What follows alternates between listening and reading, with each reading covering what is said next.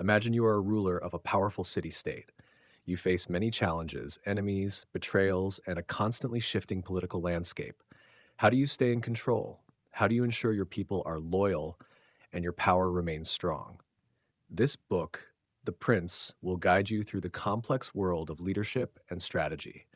Written by Niccolò Machiavelli, The Prince is a guide on how to rule effectively, even when faced with difficult decisions. It doesn't sugarcoat the reality of ruling, and it focuses on the practicalities of maintaining power, using clever tactics, and understanding human nature. In this book, you will learn about the qualities of a good leader, how to manage fear and love, and why sometimes doing what seems morally wrong might be the best choice for staying in power. Machiavelli doesn't tell you what is right or wrong. Instead, he shows you what works in the world of politics and leadership. As you listen to The Prince, think about how these lessons might apply to your own life, even outside of politics. Leadership, decision making, and strategy are important in many situations, whether you are in charge of a group, leading a project, or navigating personal challenges. Through this book, you'll gain insight into the mind of a ruler and the strategies they use to keep their power. You'll come to understand the balance between being feared and loved, and why sometimes the hardest decisions are the ones that lead to the greatest success. The Prince is not just about ruling a country, it's about understanding the realities of power and leadership in any aspect of life. Chapter 1: How many kinds of principalities there are, and by what means they are acquired. Principalities can be classified into two main types: inherited and newly acquired. Each type presents its own set of challenges and requires different approaches to maintain control. An inherited principality is one passed down through family succession. These are often easier to manage because the people are familiar with the ruling family, which creates a sense of continuity. However, even inherited principalities can face difficulties. When a new ruler takes control after a predecessor's death, it may be hard to maintain the loyalty of the people who may not feel the same attachment to the new ruler. There's also the task of preserving the family's reputation and ensuring the stability of the state. Newly acquired principalities, on the other hand, come with more complexity. These can be gained through military conquest or the favor of others. Conquering a new state requires immediate action to secure loyalty and establish authority. There are two primary ways to acquire a new principality. One, by military force. A principality can be acquired through the strength of arms. This method, while effective in gaining power, requires managing conquered people who may resent the new leadership. Two, by political means or alliances. A principality can also be acquired through the support of others, such as powerful individuals or other states. While this may reduce the need for direct conflict, it introduces the risk of depending too much on others for support. If the alliances weaken, the ruler's position becomes vulnerable. Whether inherited or newly acquired, the main challenge for any ruler is maintaining control over the principality. This requires a delicate balance of strength, political maneuvering, and loyalty from the people. Ruling effectively involves managing the state's resources, securing alliances, and addressing the needs and concerns of the people while remaining vigilant against threats to power. Chapter 2: Concerning Hereditary Principalities. Hereditary principalities are those that are passed down from generation to generation within a family. These states tend to be easier to rule than newly acquired ones, as the people are familiar with the ruling family and the power structures are often well established. Because of this continuity, the loyalty of the people is usually more stable, and the ruler has the advantage of a solid foundation on which to build and maintain control. The biggest challenge in hereditary principalities arises when a new ruler takes over after the death of the previous ruler. If the new ruler is inexperienced or lacks the qualities that the people valued in the previous ruler, loyalty can be difficult to maintain. A ruler who is not seen as capable or worthy of the throne may face resistance, particularly from those who had close ties to the former ruler. This can lead to unrest or even rebellion if the transition is not handled carefully. One of the most important aspects of ruling a hereditary principality is preserving the existing traditions and institutions that the people have grown accustomed to. The longer a family has been in power, the more deeply these traditions are rooted in the society. As a result, the ruler must be cautious in making changes, as sudden disruptions can upset the balance and lead to dissatisfaction among the people. If changes are necessary, they should be gradual and respectful of the traditions that have made the principality stable in the past. Despite the advantages of hereditary rule, there are still risks. Internal threats, such as ambitious nobles or factions seeking to challenge the ruler's authority, can destabilize the state. Even in a hereditary principality, power can easily be lost if the ruler is weak, indecisive, or unable to keep rival factions in check. It's essential for the ruler to manage internal politics carefully, making sure that no one gains too much influence or power that might threaten their position. Furthermore, the ruler must remain in touch with the people's needs and concerns. While hereditary rule provides a solid foundation, it is crucial for the ruler to remain relevant and capable of handling the challenges of the time. The ruler must show strength and wisdom, or else risk being overtaken by internal or external rivals. In conclusion, while hereditary principalities come with the advantage of stability and loyalty, they still require skillful management. The ruler must balance preserving tradition with adapting to changing circumstances. They must also carefully handle internal power struggles and always maintain the loyalty of their subjects. In a hereditary principality, the family's rule is only as secure as the ruler's ability to keep the people's trust and prevent challenges to their authority. Chapter 3, concerning mixed principalities. Mixed principalities are those that are acquired through conquest or the expansion of an existing territory, often by combining new lands with inherited ones. These types of states present more challenges than hereditary principalities because they involve governing people who are not familiar with the new ruler and may resist the change. The ruler faces the difficulty of managing both the newly acquired territories and the existing ones, which may have different customs, laws, and expectations. When a ruler acquires a new territory, it's important to understand the people's needs and fears. In these situations, the new ruler must deal with two main concerns: maintaining control over the newly acquired land and ensuring the loyalty of the people from both the old and new territories. The most common threat to a ruler in a mixed principality is rebellion, particularly if the newly acquired territory resents the change of leadership or feels oppressed. One effective strategy for managing a mixed principality is to settle some of the ruler's own people in the new territories. This creates a loyal group that can help maintain order and monitor any potential threats. The new ruler should also try to win over the local population by understanding their culture and customs, and by ensuring that they feel respected and fairly treated. If the people of the newly acquired territory feel that their way of life is being disregarded, they are more likely to rebel. On the other hand, if the ruler takes care to respect their traditions while asserting control, they may be more likely to accept the new rule. In addition to these measures, a ruler must also carefully manage the balance of power within both the new and old territories. This may involve rewarding loyal subjects and punishing those who oppose the ruler. One challenge a ruler faces is maintaining the loyalty of people who were previously loyal to the previous ruler. These people may feel disloyalty to the new ruler, and their rebellion can be difficult to control without decisive action. A mixed principality also requires careful attention to the ruling system, as the laws and customs of the new territory may differ from those of the inherited state. The ruler must be strategic in making changes, ensuring that they do not disrupt the existing order too much, while also establishing their authority. This can often mean creating a balance between respect for the old ways and the introduction of new systems. In conclusion, ruling a mixed principality requires careful management of both new and old territories.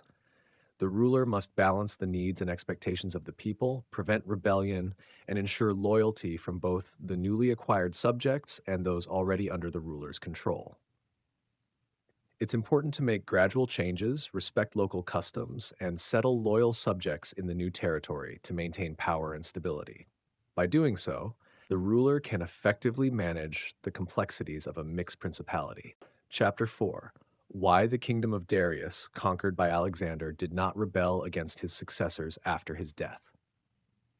When Alexander the Great conquered the Persian Empire, which had been ruled by King Darius, The people of the empire did not rebel against Alexander's successors after his death.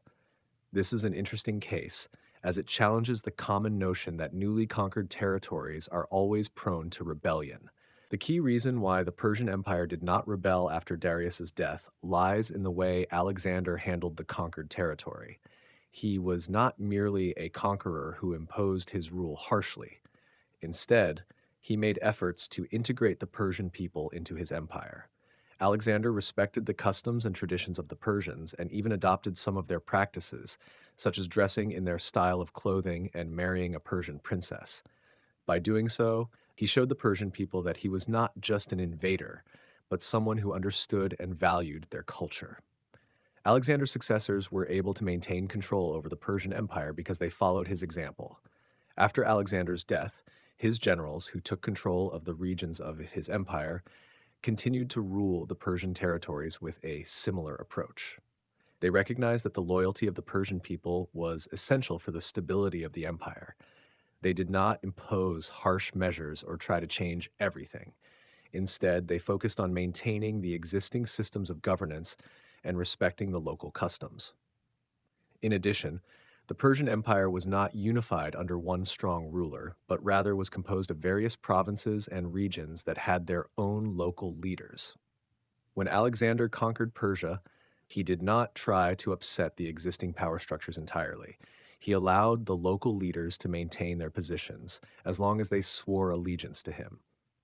This method of governance helped to reduce resentment among the Persian people, as they did not feel as though they were completely subjugated by foreign rule.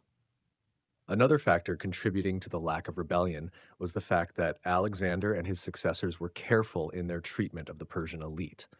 They did not alienate the ruling class, but instead incorporated them into the new system. Many Persian nobles were retained in their positions, which ensured that the local elites remained loyal to the new rulers. The loyalty of the elite was crucial in maintaining control, as they held significant influence over the common people. In conclusion, the reason why the Persian Empire did not rebel after Alexander's conquest can be attributed to Alexander's strategic approach to ruling the conquered people. He respected their traditions, maintained the existing power structures, and incorporated the local elites into his system.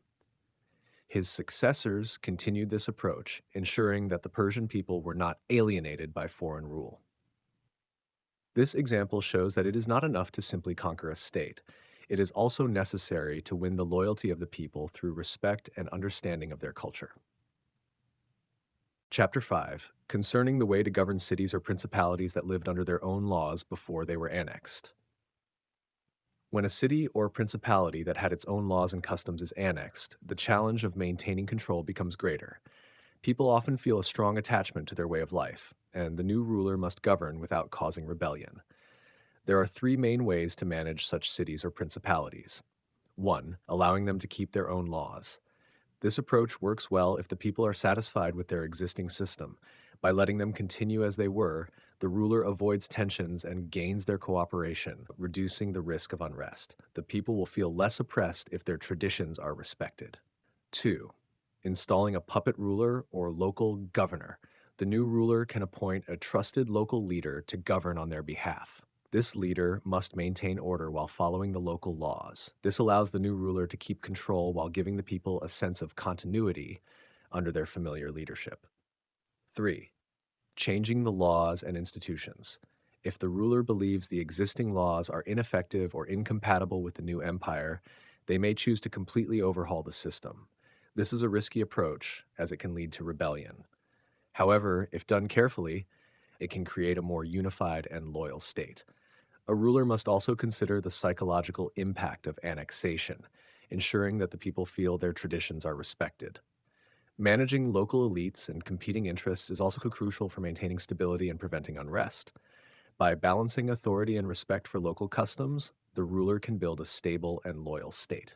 Chapter 6, concerning new principalities which are acquired by one's own arms and ability. New principalities can also be acquired through one's own strength, skill, and military prowess, rather than through inheritance or luck. These types of principalities are the result of personal effort and capability, not external factors.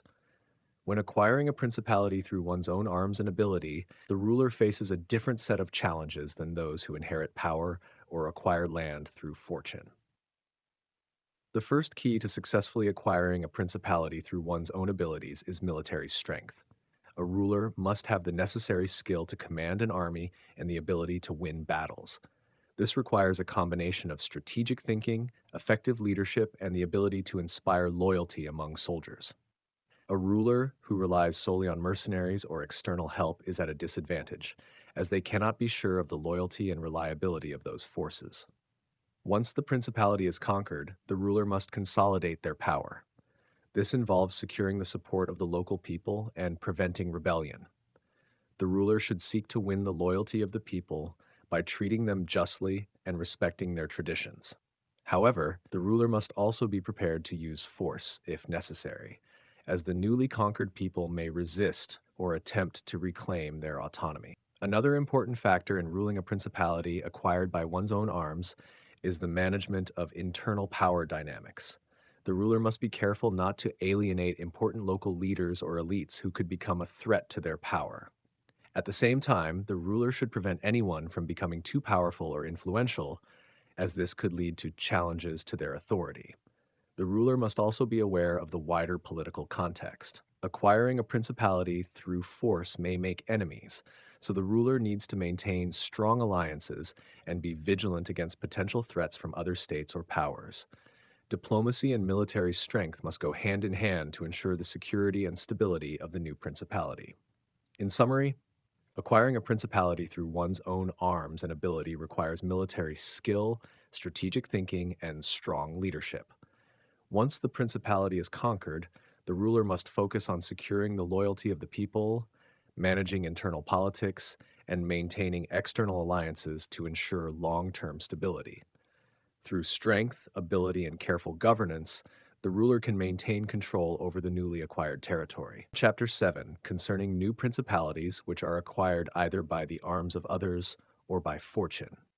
New principalities can also be acquired not through one's own arms or ability, but through the help of others or by sheer fortune.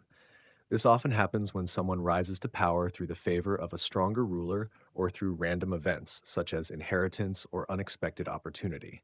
However, while these acquisitions may seem easier or luckier, they present their own set of challenges that can be difficult to manage.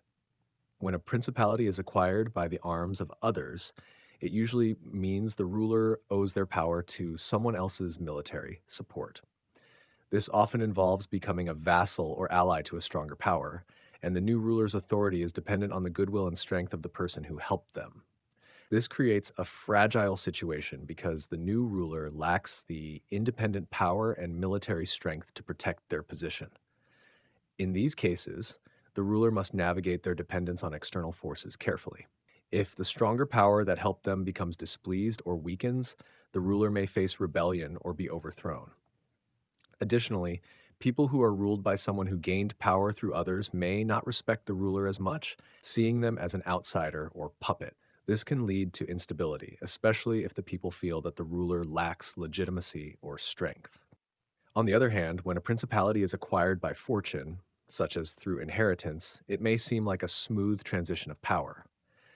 However, even in such fortunate circumstances, the ruler still faces challenges. If the ruler did not personally fight for their position or earn the power through skill and ability, they may struggle to maintain control. The new ruler might not be respected by the people, who may view them as lacking the necessary qualities for leadership. This can lead to rebellion or uprisings, especially if the ruler fails to establish a strong personal connection with the people.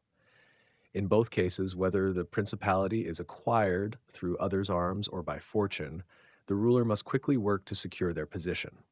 They need to establish their authority, win the loyalty of the people, and manage any internal conflicts.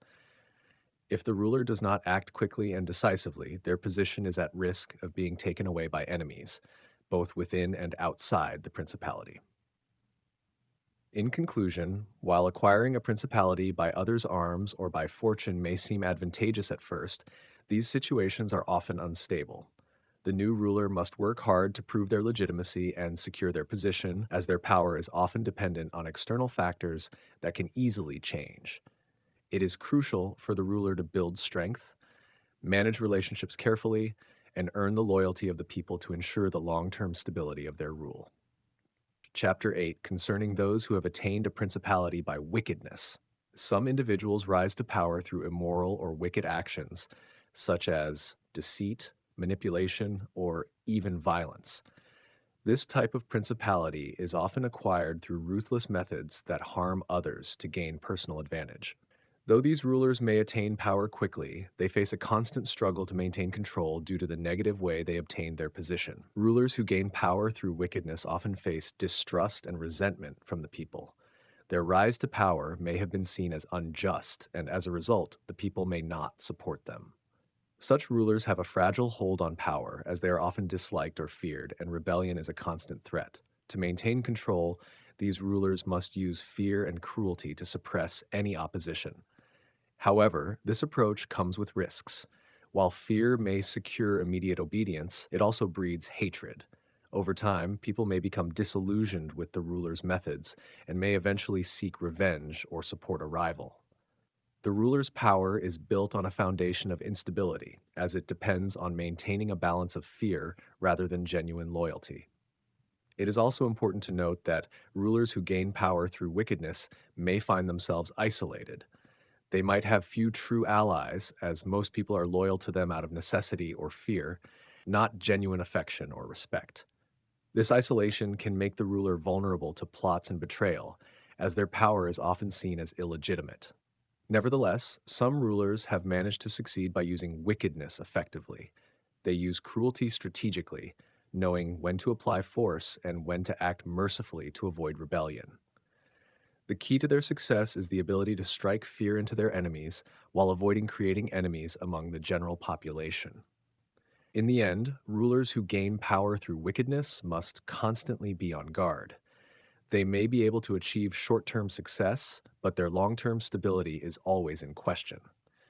Their rule is built on manipulation, fear, and deceit, making it difficult to maintain loyalty and trust. It is a precarious path to power, and only those who are able to manage the delicate balance of cruelty and mercy can hold on to it for any length of time. Chapter 9, concerning a civil principality. A civil principality is one that is acquired through the support of the people or a powerful group, rather than through military force or inheritance. In this case, the ruler rises to power by winning the favor of the people or influential elites who seek change. The ruler's power is often based on the desire for justice, better governance, or the promise of reform, and the people or elites offer their support in exchange for these expectations. The challenge of maintaining a civil principality lies in managing the different groups that help the ruler attain power. The ruler must balance the interests of the people and the elites, who may have conflicting demands and desires. The people, for example, may expect fair treatment and the fulfillment of promises, while the elites may seek to retain their influence or control over key decisions. One of the most crucial aspects of maintaining power in a civil principality is ensuring the loyalty of the people and the elites. The ruler must find ways to keep both groups satisfied without creating tensions. If the ruler favors the people too much, they risk alienating the elites, who may have the power to undermine or challenge the ruler's authority. Conversely, if the ruler sides too much with the elites, they risk losing the support of the common people, who may revolt or turn against the ruler. A ruler of a civil principality must also navigate the dynamics of power carefully. While the people or elites may have supported the ruler initially, they can turn on the ruler if their expectations are not met. The ruler must always be alert to changes in the political environment and be ready to adapt to new challenges, whether it's addressing a rising faction or responding to public dissatisfaction. One strategy for maintaining control in a civil principality is to maintain a balance of power, ensuring that no one group becomes too powerful or influential. This may involve distributing key positions of authority among different factions or using diplomacy to keep the peace. By managing the delicate relationships between the people, elites, and other political actors, the ruler can build a stable and lasting rule. In conclusion, a civil principality is one that is based on the support of the people or a powerful group, and the ruler's success depends on maintaining the loyalty of these groups. The ruler must carefully balance the interests of the people and the elites, manage power dynamics, and ensure that their promises are fulfilled. By doing so, the ruler can secure their position and navigate the complexities of ruling a principality built on popular support. Chapter 10, concerning the way in which the strength of all principalities should be measured. The strength of a principality is not simply determined by its wealth or the size of its territory. Instead, it is measured by its ability to maintain control and protect itself from internal and external threats. Several factors contribute to a principality's strength, and a ruler must understand these to effectively govern and safeguard their rule. One of the most important factors in measuring the strength of a principality is its military capability. A strong military allows the ruler to defend the principality against external invaders and maintain order within the state. A ruler who relies solely on mercenaries or external forces may be at risk, as these forces may lack loyalty and may abandon the ruler in times of need. The most reliable military forces are those that are trained, disciplined, and loyal to the ruler, such as a standing army composed of citizens or subjects. Another key aspect of a principality's strength is the loyalty and support of its people. If the people are loyal to the ruler, the principality is far stronger because the ruler can rely on the population for stability and defense. A ruler who loses the loyalty of the people is vulnerable to rebellion and internal conflict. Thus, a strong principality is one where the ruler maintains the trust and support of their subjects. Additionally, the political and economic stability of a principality plays a role in its strength. A well-managed economy and a system of fair and just governance contribute to the ruler's ability to maintain power and build long-term stability. Corruption, inequality, or poor governance can weaken the principality, making it vulnerable to unrest and external threats. The external alliances and relationships a principality maintains are also significant. A principality that is well connected with powerful allies can rely on those alliances for support in times of conflict. Diplomatic relationships and trade agreements can bolster a principality's security and prosperity. In summary, the strength of a principality is measured by the loyalty of its people, the capability of its military, the stability of its economy, and the strength of its external alliances. A ruler must ensure that all of these factors are in balance to build a strong, lasting principality. By maintaining the loyalty of the people, securing a reliable military, fostering economic prosperity, and cultivating strong alliances, a ruler can protect and strengthen their rule. Chapter 11, concerning ecclesiastical principalities. Ecclesiastical principalities are those that are controlled by religious leaders or institutions, such as the papacy or the church. These principalities are unique because they are not acquired through military force or the usual means of inheritance or conquest, but instead through spiritual authority and religious influence. A ruler who holds an ecclesiastical principality has power that is tied to religious legitimacy, which is a different kind of power from secular rulers. One of the key strengths of an ecclesiastical principality is that it is often secure because it is supported by the spiritual authority of religion. The ruler, in this case, is often seen as a representative of God or a religious institution, which provides a strong foundation of loyalty and respect from the people. This connection to religion can make the ruler's power appear divine and unchallengeable, giving them a strong position that other types of rulers may not have. However, there are also challenges in ruling an ecclesiastical principality. The ruler's power is often more limited than that of secular rulers because it is confined by religious laws, teachings, and doctrines. Religious rulers are held to a higher standard and must be careful to maintain their legitimacy by following religious principles. If they stray from these principles or appear to act immorally, their authority can be questioned and their power can quickly erode. Another challenge for rulers of ecclesiastical principalities is the potential for internal conflict within the religious institution. Rival factions or religious leaders who disagree with the ruler's decisions may attempt to undermine their authority. Additionally, the ruler may face external challenges from secular rulers or other religious institutions that want to diminish the power of the church or religious state. To maintain control, a ruler of an ecclesiastical principality must focus on upholding the moral and spiritual integrity of the institution they lead. They must also be able to manage both internal and external pressures, using diplomacy to navigate the complexities of both religious and political realms. Maintaining strong relationships with religious authorities, securing support from the people through religious devotion, and ensuring that the religious institution remains stable are all essential tasks for these rulers. In conclusion, ecclesiastical principalities offer rulers a unique form of power rooted in religious authority. While this type of principality provides a strong foundation for rule, it also requires the ruler to adhere to religious laws and manage both spiritual and political challenges. Success in ruling an ecclesiastical principality depends on maintaining the legitimacy of the religious institution, ensuring the loyalty of the people, and navigating the delicate balance between religious authority and political power. Chapter 12: How many kinds of soldiers there are, and concerning mercenaries. A ruler's ability to maintain power depends largely on their military strength. There are different types of soldiers that a ruler can use to defend their principality, but not all are reliable.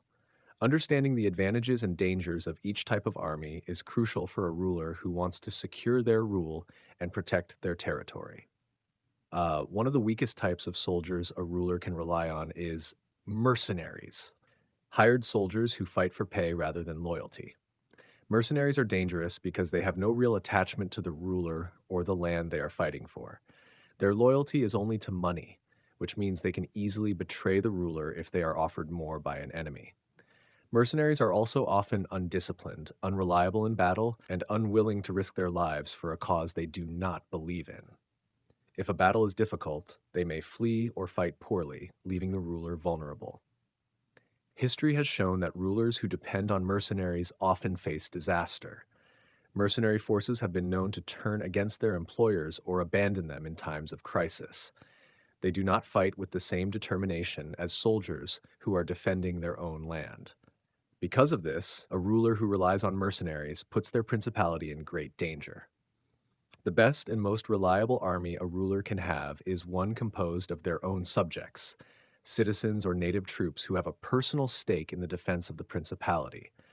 These soldiers are fighting for their homes, families, and way of life, which gives them a strong reason to be loyal and brave in battle. A ruler who builds and maintains a well-trained army of their own people is in a much stronger position than one who depends on hired fighters. In conclusion, a ruler should never rely on mercenaries because they are untrustworthy, undisciplined, and only fight for money.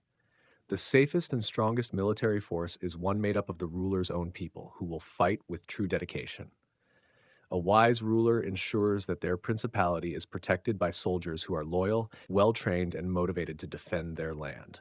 Chapter 13: Concerning auxiliaries, mixed soldiers, and ones. A ruler must be careful when choosing the type of military forces to defend their principality. There are three main types of soldiers: auxiliaries, mixed troops, and one's own army. Each has different strengths and weaknesses, and understanding these differences is essential for maintaining a secure and stable rule. Auxiliaries are soldiers borrowed from another ruler or nation. They are often sent as reinforcements in times of war, but they come with significant risks.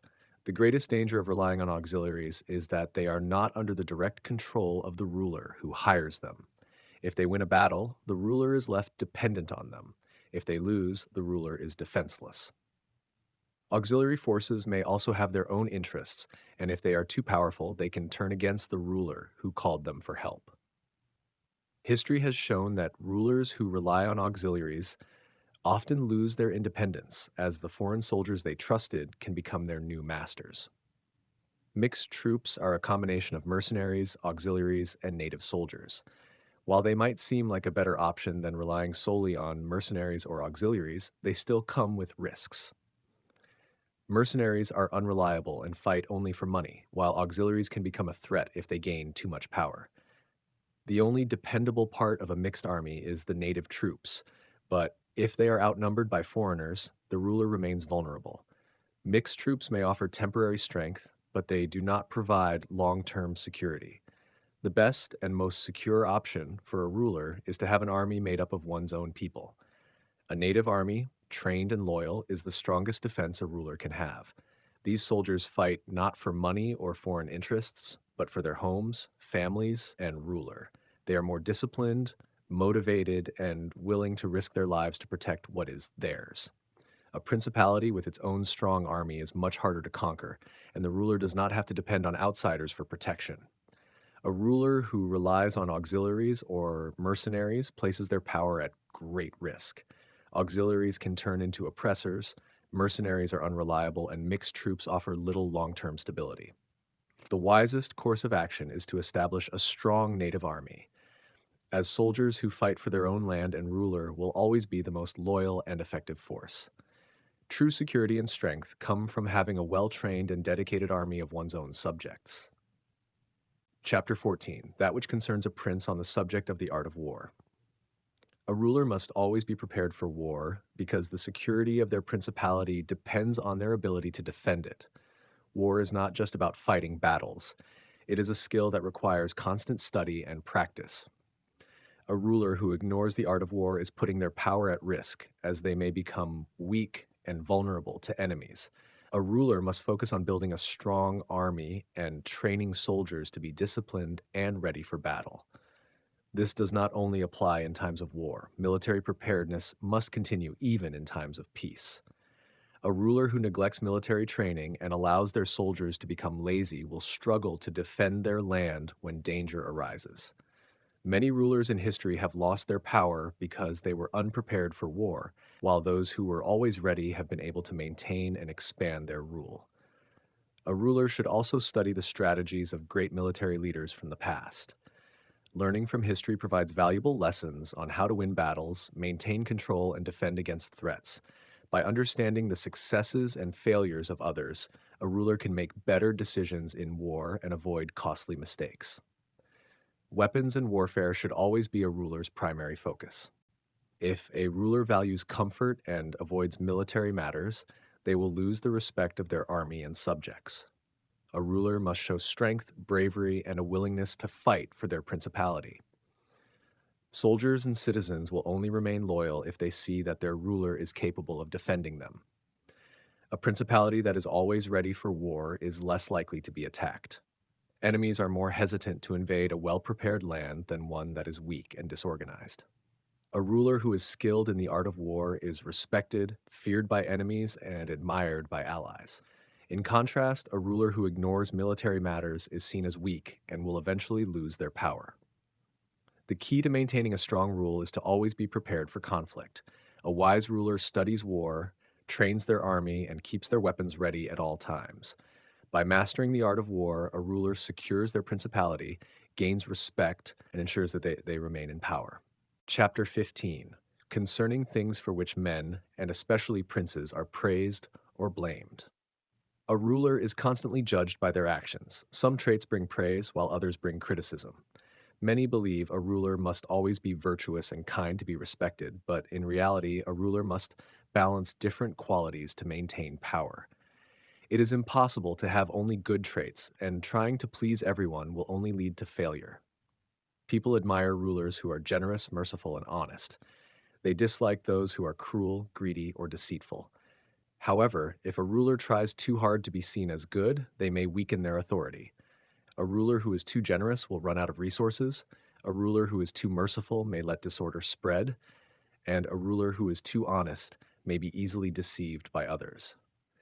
Because of this, a wise ruler does not always follow traditional ideas of virtue. Instead, they choose actions that bring stability and power, even if those actions are not always seen as good. A ruler must not be concerned with being loved by everyone. It is better to be respected and feared than to be weak and easily controlled. If a ruler focuses only on being admired, they may hesitate to make difficult decisions, leading to the downfall of their principality.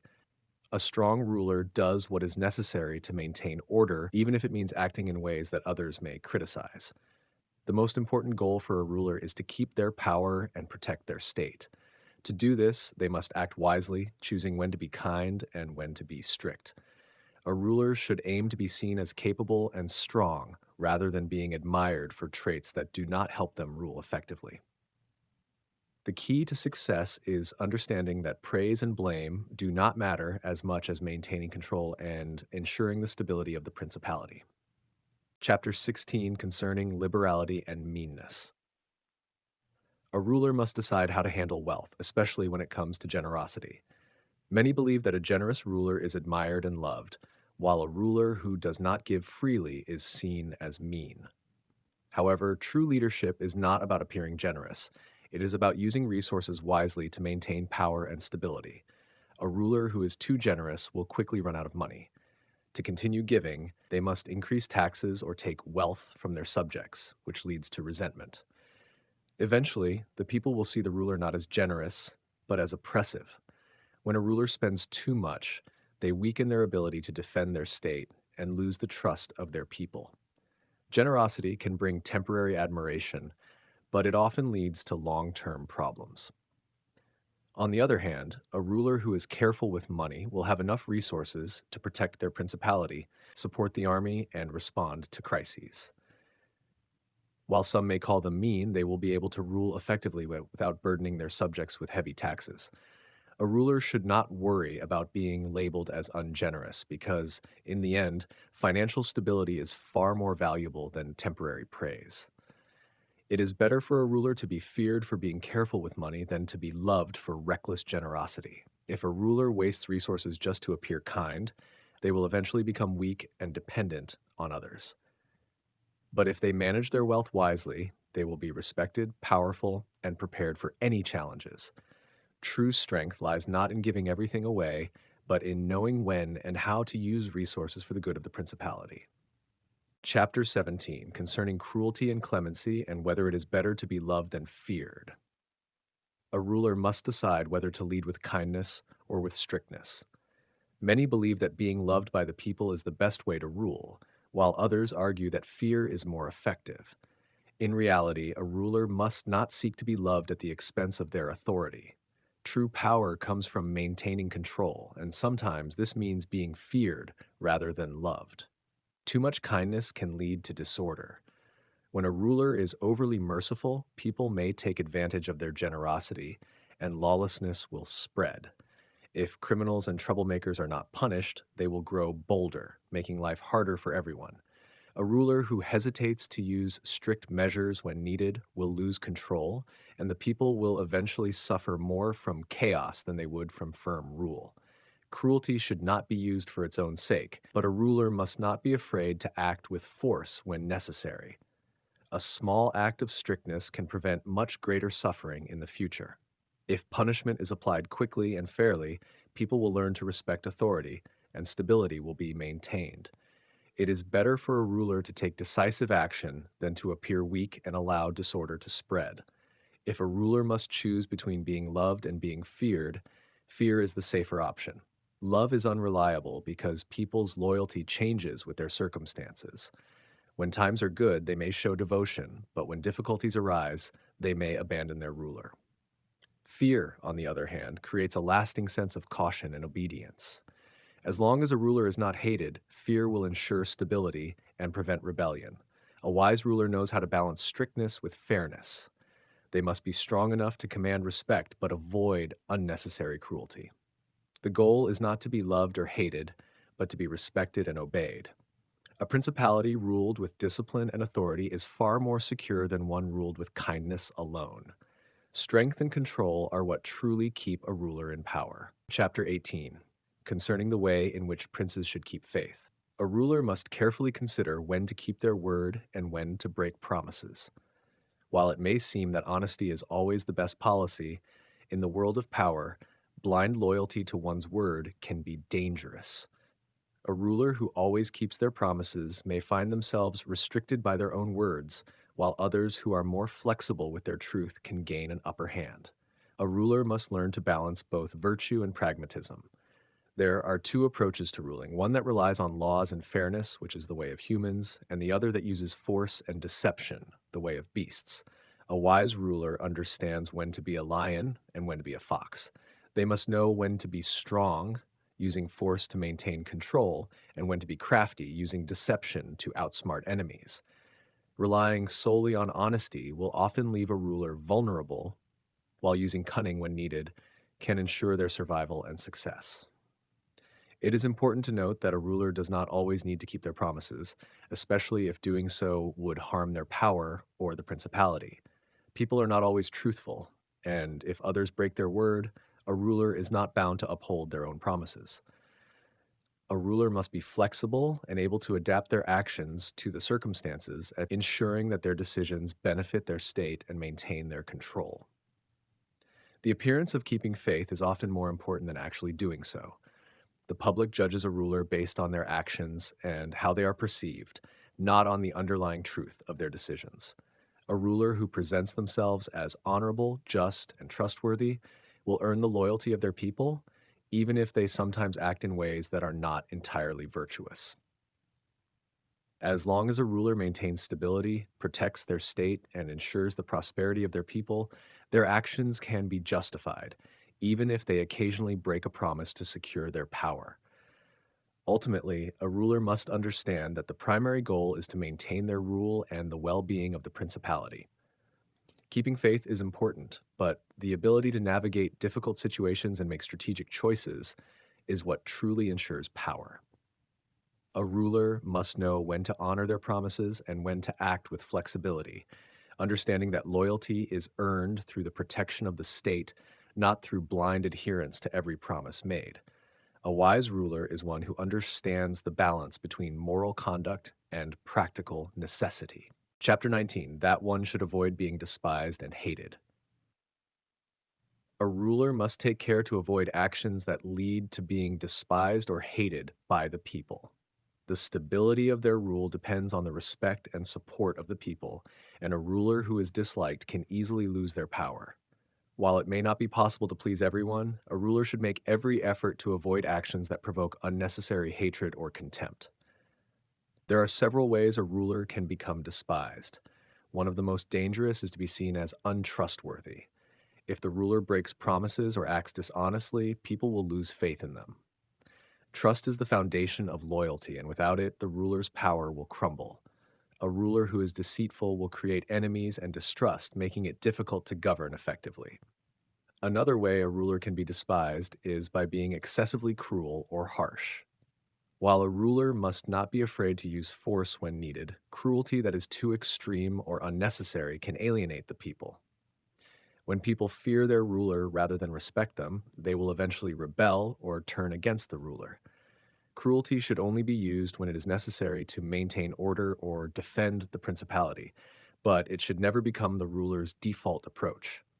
A ruler must also avoid being seen as weak.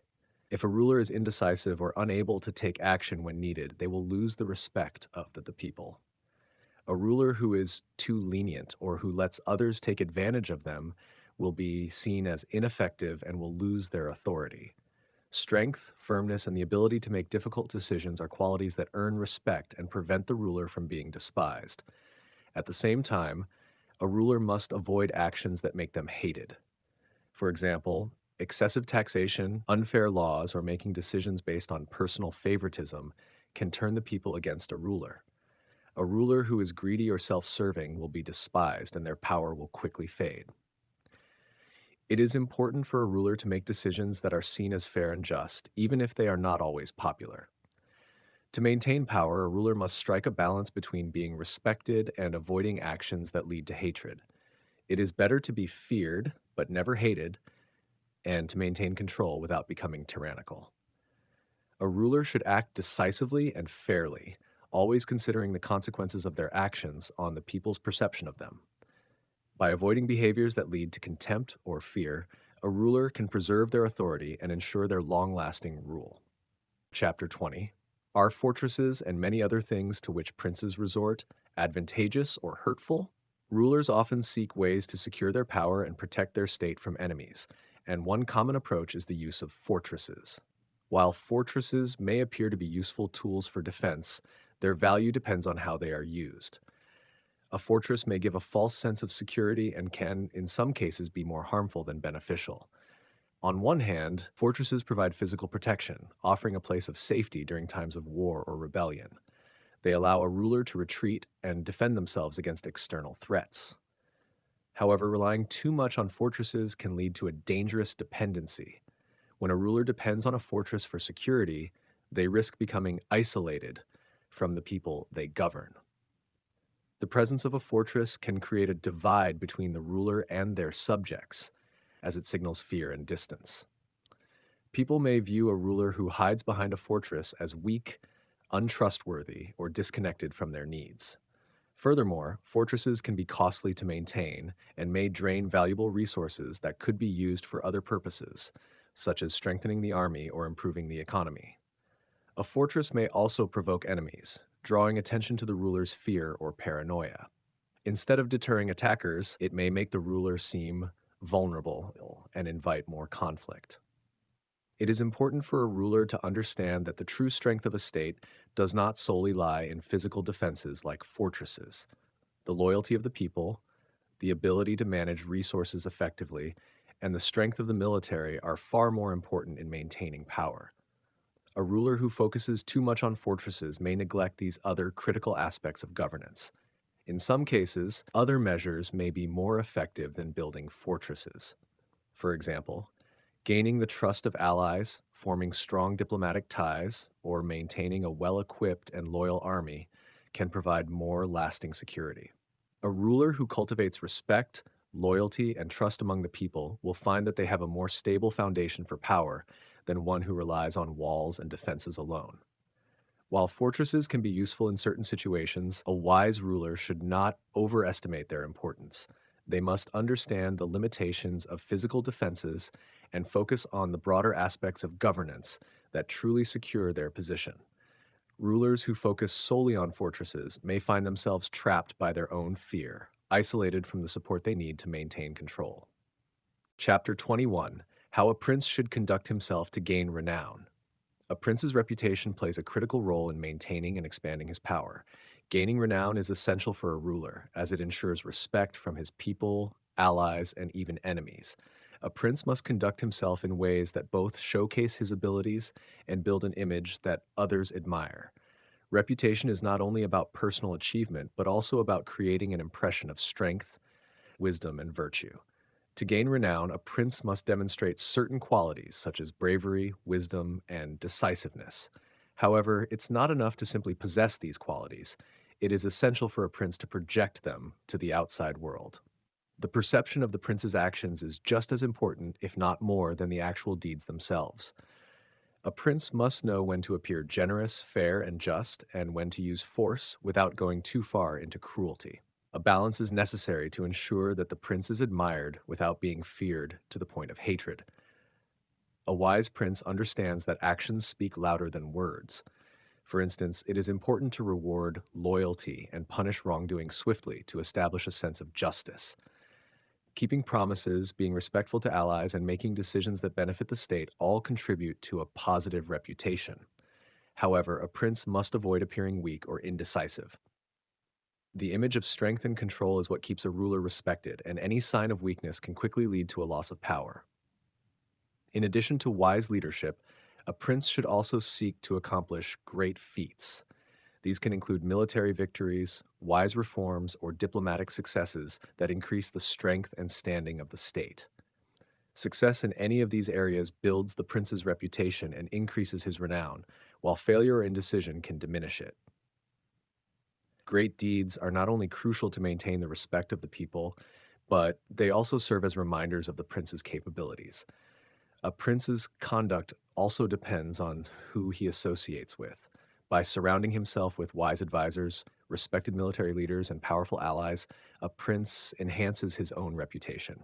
Being connected to individuals who are already admired will reflect positively on him. Furthermore, the prince must always strive to maintain strong relationships with his subjects, treating them with fairness and respect, while also exercising authority when needed. To gain renown, a prince must understand that the way he conducts himself shapes not only his image but his legacy.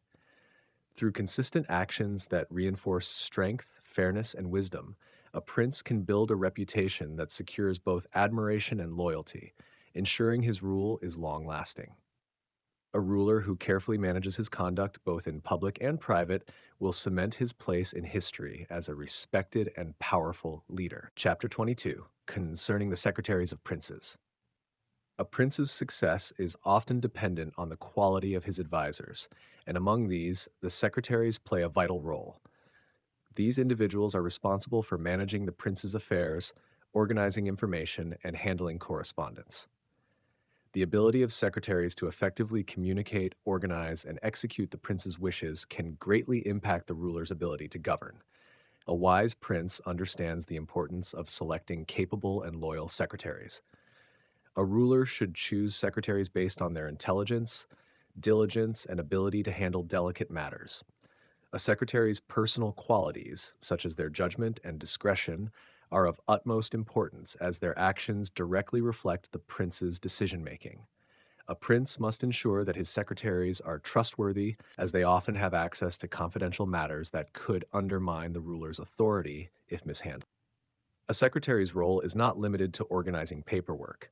They also act as intermediaries between the prince and the rest of the world, whether it be dealing with other rulers, officials, or the people.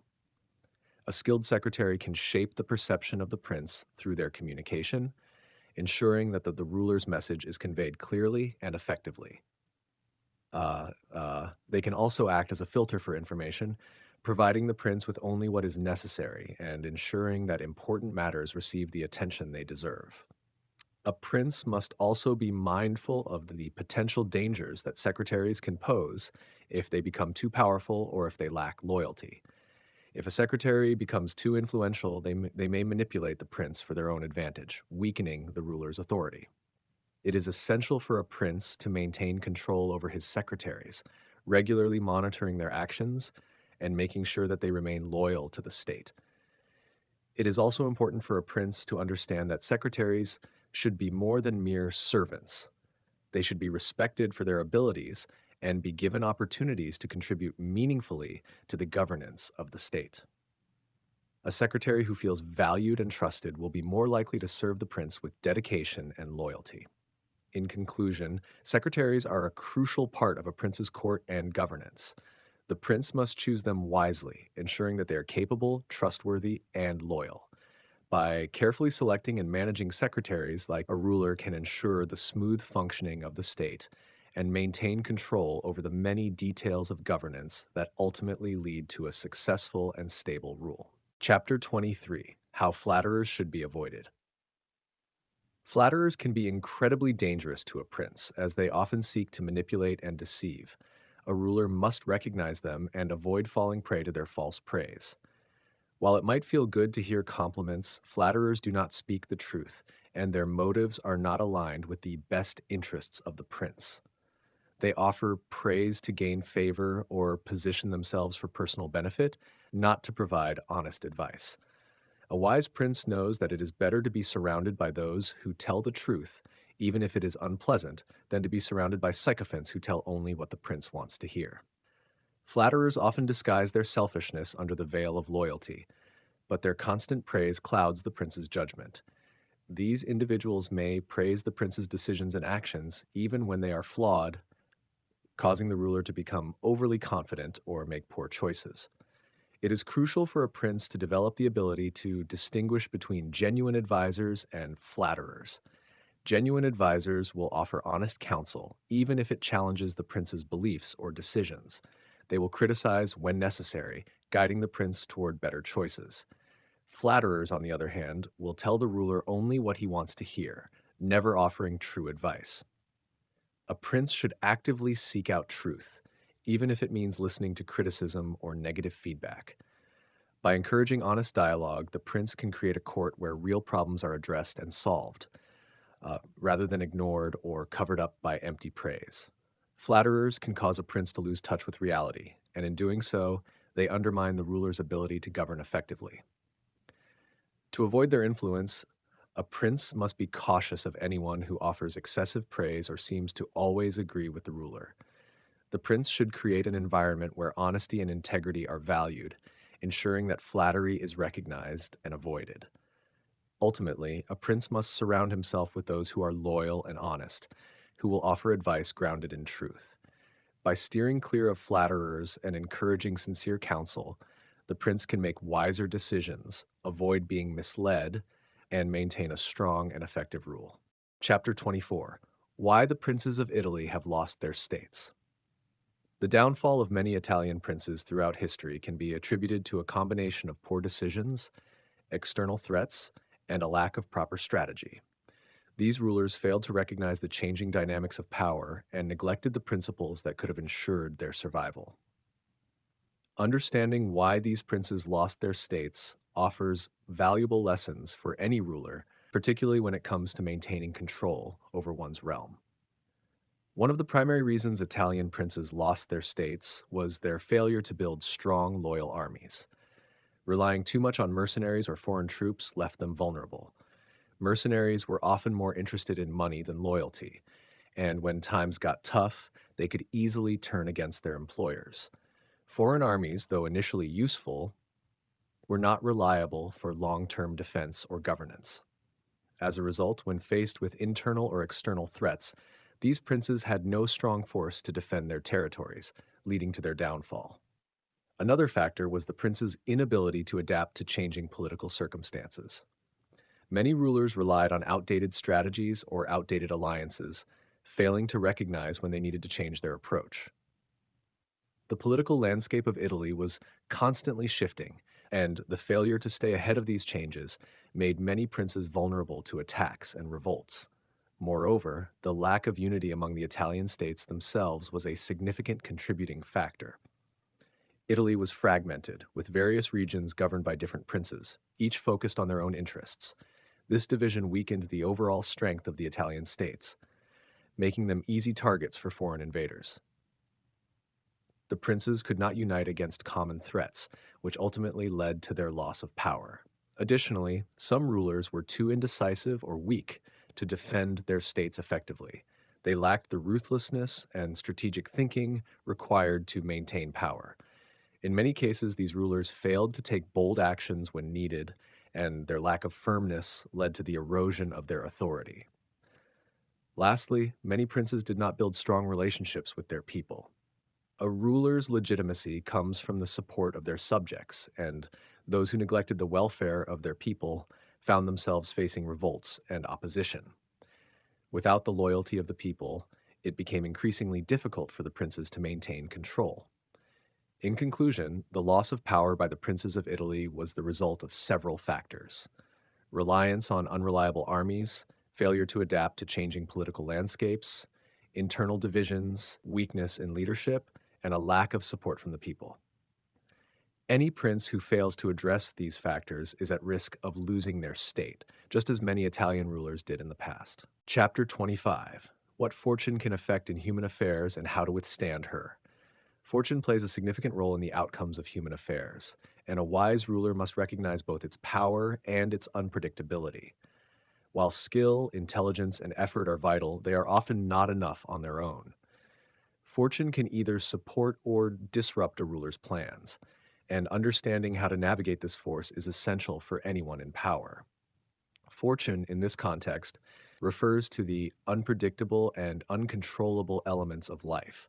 It is often represented as a force that can suddenly change the course of events, bringing both fortune and misfortune without warning. A prince must accept that some things are beyond his control and that events such as war, natural disasters, or political shifts can alter the state of affairs. However, while fortune cannot be fully controlled, it is possible to withstand and even benefit from it through preparation and wise actions. A ruler must be prepared to adapt to changing circumstances. In times of good fortune, when things are going well, a prince should be cautious not to become complacent or overly confident. Relying too heavily on success can lead to carelessness and poor decision-making. Instead, the prince should use favorable times to strengthen his position, build alliances, and secure his power for the future. The wise ruler uses periods of prosperity to prepare for times when fortune may turn against him. On the other hand, in times of adversity, when fortune is not in favor, the prince must remain resolute and adaptable. Instead of giving in to despair, a ruler should be willing to change his approach, use creative strategies, and take calculated risks.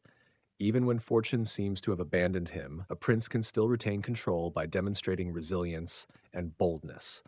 It is during difficult times that a ruler's strength of character and decision-making will truly be tested. A prince who understands the capricious nature of fortune will not place all his trust in it, but will rely more on his own judgment, ability, and preparation. While fortune may bring unexpected changes, a ruler who is prudent, adaptable, and capable of recognizing and seizing opportunities will be better able to withstand its fluctuations. In conclusion, while fortune undeniably influences human affairs, a prince must not surrender to its whims. Instead, he should learn to manage his own affairs wisely, using both good fortune and bad fortune as opportunities to strengthen his power and ensure long-term stability. By understanding and accepting the role of fortune, a ruler can make better decisions and avoid being undone by unpredictable forces. Chapter 26, an exhortation to liberate Italy from the barbarians. In this chapter, the prince is called to recognize the urgent need to free Italy from the foreign powers that have invaded and occupied it. The country, once proud and powerful, is now under the control of foreign rulers and external influences, which have weakened its states and left the people divided. The chapter urges the prince to take action and unite Italy's, driving out the foreign invaders and restoring the nation's glory. Italy, divided into many small states, has suffered under the rule of foreign barbarians who have exploited its resources and undermined its sovereignty. The constant invasions have caused instability and disarray, leaving the people vulnerable and oppressed. The prince is exhorted to recognize this as a critical moment in history, a time when a strong and visionary leader is needed to restore Italy to its rightful place. The call to action emphasizes the importance of a leader who is willing to take bold steps and act decisively. A prince must not only rally the people but also form alliances with other Italian states, setting aside their differences for the sake of the common good.